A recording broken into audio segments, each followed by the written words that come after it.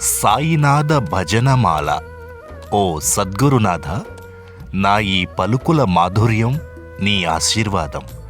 భవసాగర క్లేశముతో భయకంపితమైన మనస్సుకి నీ ప్రేమామృతమే దివ్య ఔషధం.